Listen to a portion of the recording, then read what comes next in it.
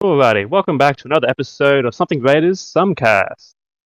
Thank you for joining us. Today, I am joined by Raymond, Mark, Cameron, Nick, and in case you missed our last video, Graham is also joining us. I'll be hosting this one. I am Luke. In today's podcast, we will be discussing Overwatch's newest event, our thoughts on it, discussing a bit about the lore that Overwatch has been introducing, what they have, what they've missed, what we want. Talking a little bit more about the Overwatch League and the upcoming World Cup, a bit of the balancing going on in the game. Then we're going to take a nice step to the side and talk about some of the VR gaming. Some of the stuff we've done lately, such as Beat Saber, what our thoughts are on VR, do we see it taking over, and just a bit of cost comparison. Alrighty, so we'll kick things off simply. Guys, Overwatch. They've had their new summer event start. Obviously, we've got a lot of new skins, a lot of new content, but all we have is Lucio Ball. What are your guys' thoughts on that? Not enough content.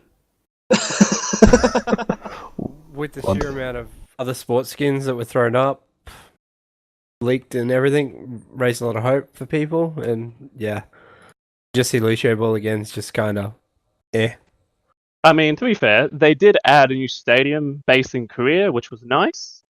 But yeah, I do agree with you there. The fact that they introduced a bunch of interesting sports skins to a lot of different characters, but just kept us with the same old Lucio Ball, a little bit underwhelming. I don't even remember what the old stadium looked like, so unless I actually read about it, I wouldn't realise they had a new map anyway. That's a fair point. There's now the 3 maps with the Estadio de los Reyes, Sydney Harbour, and the Busan Stadium. But yeah, I mean, to be fair, last year they did introduce the competitive mode of Lucio Ball, which they've obviously brought back. So the people who were die-hard fans back then are still going to enjoy that side of things. But overall, this just seems like an excuse for them to try to get people to buy more loot boxes, buy more skins, that sort of thing. People see it as probably more of this little money grab as opposed to actually providing us something new, something entertaining. Yeah.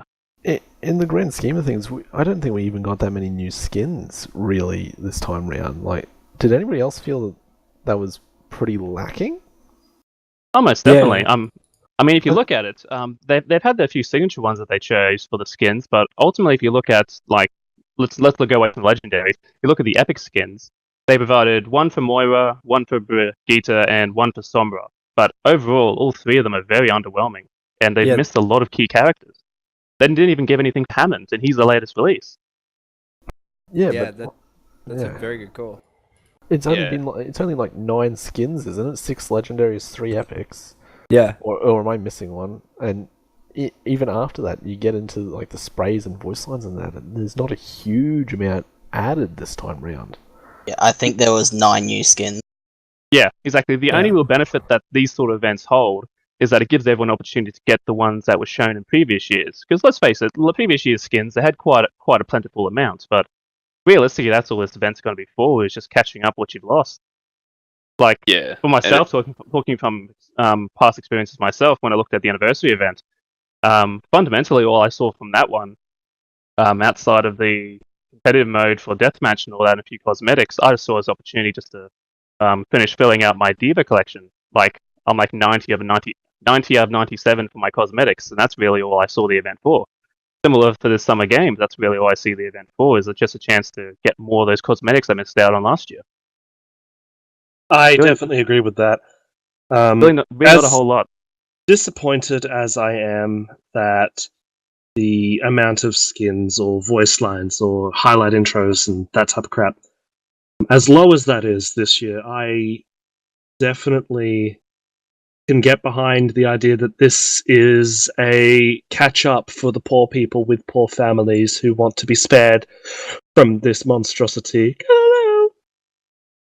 That took a little bit of a weird turn. Anyway, getting back on track. For a musical number from Raymond. All it's done for me is just literally stop me getting gold from whites and blues for a little while. Well, that's true. And I mean, you yourself, Graham, you've given us quite a bit of insight into your strategies of getting around that issue of loot boxes, of buying out all of your basic and your rare items. But I have to admit, the more these things they release, the more cosmetics they throw in. It just keeps pushing that ideal back further and making it more difficult. Yeah. Actually, I suppose it's hard to say, really, because I just caught up after Wrecking Ball was released before the Summer Games hit. yeah, I suppose. Do you see it? You get still a lot of whites and blues out of your loot boxes, or do you see yourself getting more of the epics, legendaries? No, I still get a lot of whites and blues, and it's just gold, and I just start just slowly buying the epics and legendaries as I'm going. Yeah, I suppose that's the way you see these games kind of going. If they didn't keep putting that extra content at the bottom there, then people would just get the best stuff out straight up, and then I'd see no point in continuing events. Yeah. But yeah. Anyway, next thing we want to talk about today. Oh, sorry, Cameron. I was going to say, just the underlying thing is all the events that have been introduced into Overwatch were all added in the first year. And we're now on year 3 with no real sign of any more additions or any real shake-up to the pattern. Like, this is now the 3rd time round that Summer Games has been brought in, and Summer Games has so far been the same thing all 3 years. And I'm, at the moment, suspecting that we're going to go through another period of we won't see another event until Halloween in October, and again, that will be Junkenstein's Revenge. Yeah, but at least Junkenstein's, they've changed it up every year so far. Well, it's the same. It's been the same basic thing. All they've done is added a few alterations to it. Well, they did this for that. Like last year, you look at Lucio Ball. Last year, we didn't have comp for Lucio Ball. Oh, look, they've changed the game mode completely by allowing you to earn points for your golden gun. Oh yeah, Junkenstein's, they literally just added Symmetra as a boss. Yeah, they added that was in Endless Mode as well. Which they did for the other boss in Uprising. Yeah. That was already an existing feature. And I think Endless got copied over because it was an easy copy because it already existed.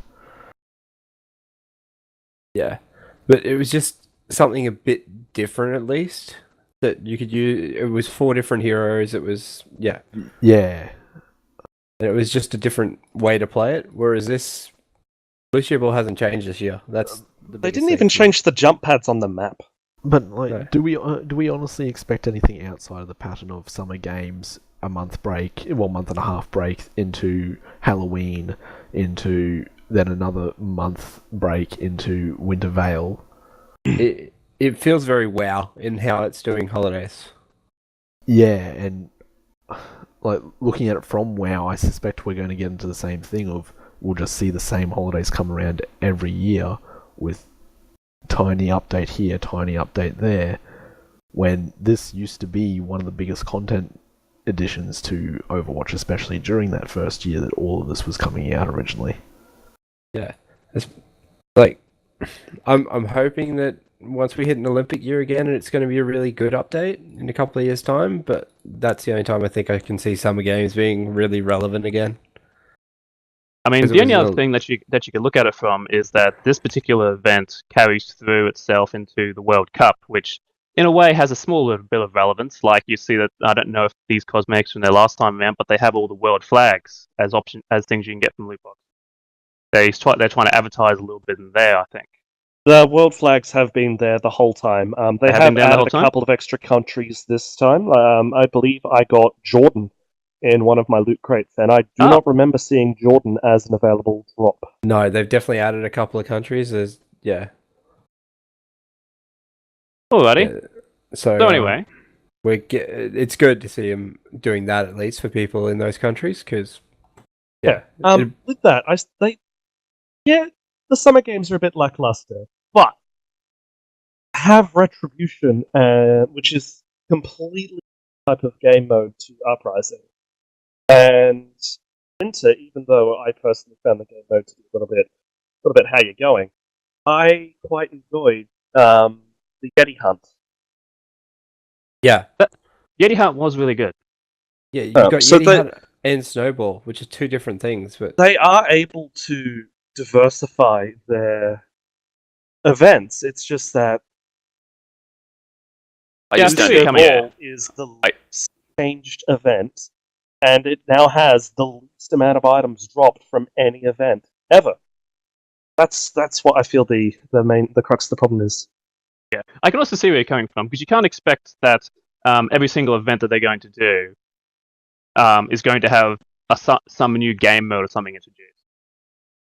Just like you said, that they previously been doing the retribution one.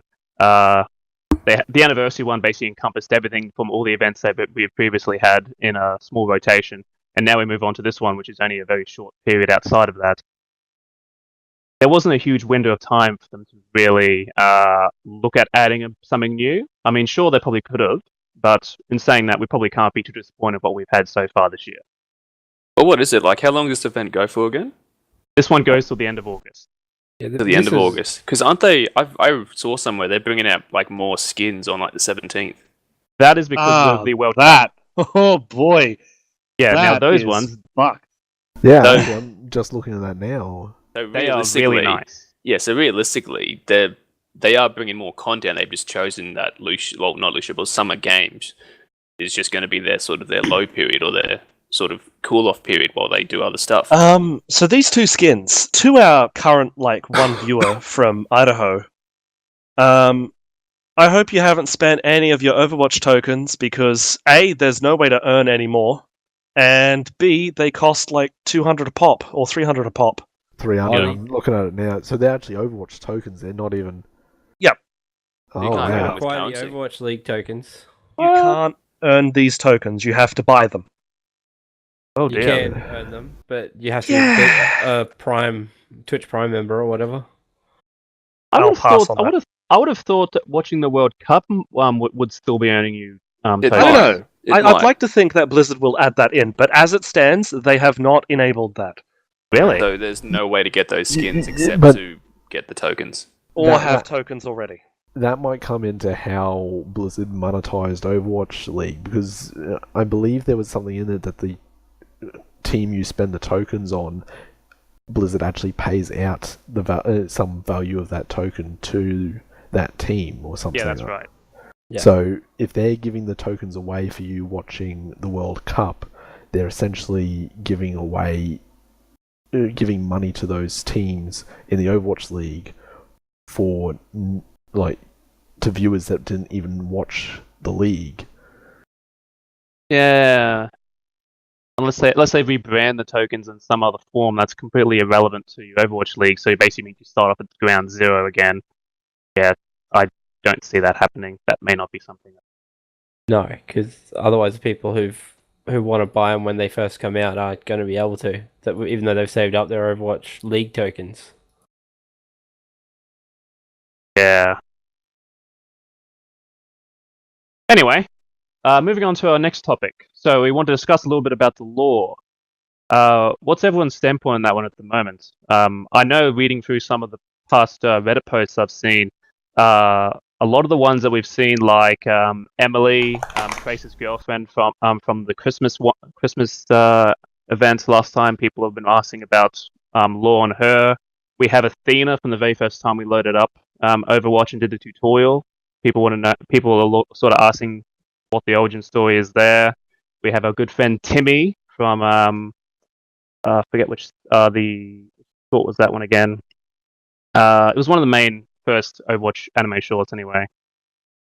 We have the Queen of Junkertown, whether or not she's going to become an active player or something else. Where's people's thoughts? Do you think that they've so far brought us what we've been wanting? Do you think they're holding off? Well, Go, Nick. I was just going to say, is it more that they were worried about the lore or that we're interested in new characters?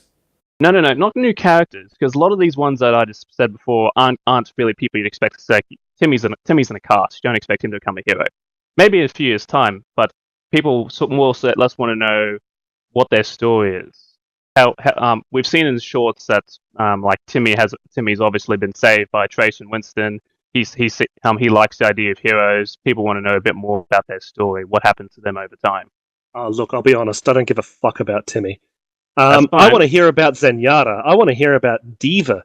I want to see like a fucking training montage of Gengu with Zenny Boy. You know, just hamming it out, getting some Zen shit happening. Okay, so you'll be more interested in the lore about the heroes as opposed to lore about the people that they have interactions with. Well, Well, yeah, Yeah. because they're the Like, people we play as. the other thing is, like, nearly everybody but Timmy there that you've listed off has been theorized as a potential hero in the future, and like, there's a decent. There's I a just decent. remembered sorry, Cameron, the 2 months when Doomfist was teased. Everyone was like, "Oh, what if Timmy's Doomfist?" Well, I was actually thinking that wrote on Timmy as well, but it's like, no. Anyway, but like, if any of them become heroes, you'll get the lore dump then as part of them being a hero. Yeah, But, that's a fair point. Like take the latest Brigitte one. She just shortly after she came out, they've now released origin stories and all that thing for her. So yeah, you're right. For heroes, we'll typically get that as they're released. But I Well, suppose her your origin question was is, kind of known before that because she was hanging with She Ryan. featured in the Dragons comic that came out in the first year of Overwatch. yes. So Yeah. so I suppose the real question is then, are we satisfied with the way they're producing lore? Do we think that they're basically giving us enough content to keep us satisfied? Absolutely, 110% no. So you'd like a lot more? I need a lot more lore. Serious question. When was the last time we actually got a character short? Let me Google that for you. That's actually a good question. What was the last one we had? I don't know, does Retribution count? No, not character really. short. Focus Like, on a character. an actual like character short one, because like we get the little introduction ones each time a Do hero you mean comes like in. the real talk animations that are really fucking amazing? Well, not even that. Like the one they did with Junkrat, because at least they gave us a bit of backstory with Junkrat. Let's be honest here. WoW's probably just taken their entire animation team. Yeah, at the well, moment. right now, I wouldn't be surprised if Blizzard has a shared animation team, and a lot of that is going into WoW over Overwatch. But it's still, I honestly can't remember one coming out since Reinhardt, which was during BlizzCon last year. Yeah, actually, I think that was the last one they did.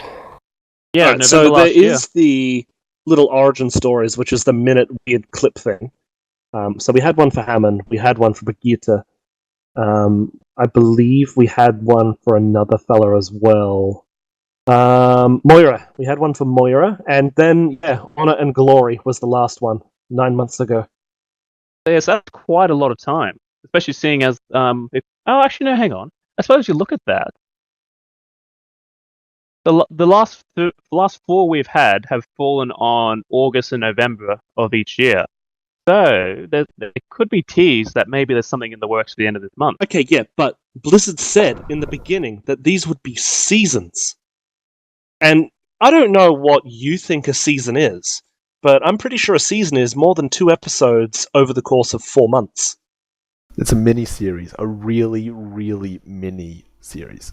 Yeah, because Blizzard said, season 1's finished, prepare yourselves for season 2, and then we had The Last Bastion, and where are you? I'm scrolling We down had to the find it. Bastion.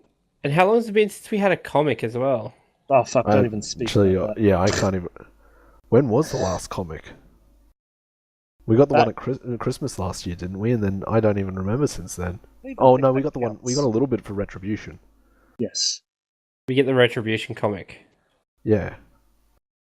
Yeah, so it was animated short Infiltration, animated short the Doomfist one, and that was it for a while, like a half a year to a year. Then we had Junkrat's The Plan, and then we had a break for like a week, and then we had Rise and Shine with May, and 2 months later, Honor and Glory with Reinhardt. Yeah, so I suppose looking at that, you are right. We've had nothing in 2018 so far in any of those aspects outside of Hammond and Brigitte's origin stories. They are a bit lacking. We could certainly use something new, fresh. Oh, and the comic doesn't even count as a fucking comic. It was the Yeti Hunt comic. Yeah, so that was really just an advertisement. It wasn't lore, that was just promote the new event. That was actually the last comic too. Fuck me. I feel like I should just jump in and put in opposing opinions to everyone, because Please do. as someone who I'm just playing an online multiplayer team game, I don't really give a shit about the lore. Like, I'm not watching comics or any of that. Like, I'm just playing an online game. The only thing that would probably get me interested in it is if there was an actual campaign or a dedicated game that explained the lore, and then I might get into the comics or whatever, but at the moment, it's just an online game I play. You're holding out for the Overwatch single player, aren't you? If there's an Overwatch single player, I would buy that and play that, and I might enjoy the lore, but at the moment, it's not something I'm fussed about. I apologize. Retribution, the comic, existed. Yeah. Yes, the lore around 2 co-op missions that we've received, and the only in-game canon material. Uprising is canon. Yeah, canon and Retribution, the 2. Fuck. But yeah, actually no.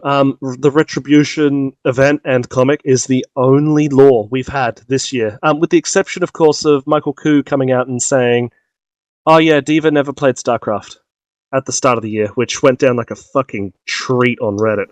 Yeah, Boy, that was good to read.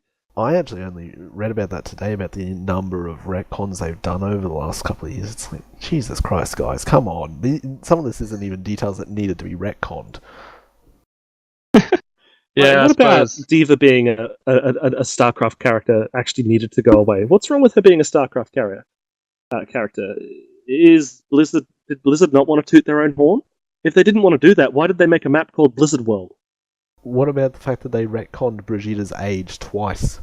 Oh yeah, because it fucking turned out that Mercy was younger than her. Accidentally. And then they changed it so that she would be younger than Mercy. And then it turned out to be a bit weird because Mercy was like 12 visiting Torbjorn while... And the implication at that time was that Mercy was already working with Overwatch at the age of like 12 or 14 when Brigitte was born. It's weird. The law's a bit fucked. They need someone to come in and go, alright, here's the timeline. Shut the fuck up, sit down. It starts here. We have a couple of years here. We have a couple of years here. Overwatch breaks up here. Right? By this time, these people have been born, died, shot in the face, and then we have our 5 to 10 year break for the thing, and move on from there. Simple, really. Yeah. I think they need to just learn that from the other Blizzard departments, because I remember hearing about how WoW's department did that around about the time that they did Warlords of Draenor, where they basically just mapped out the next 6 years that they were planning to build. And I think most of the Blizzard departments have got it done. It's just the Overwatch team's new to this, or at least seems to be new to this. Yeah. All right. Well, anyway, guys, I think we'll have to wrap that one up for the time being. We'll cover VR gaming and some of the other stuff in our next video. All right. Sounds so that'll be all delicious. from us. We'll be back next week with more of our podcasts. A little bit more coming up.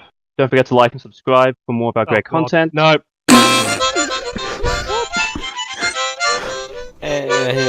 Oh god, stop.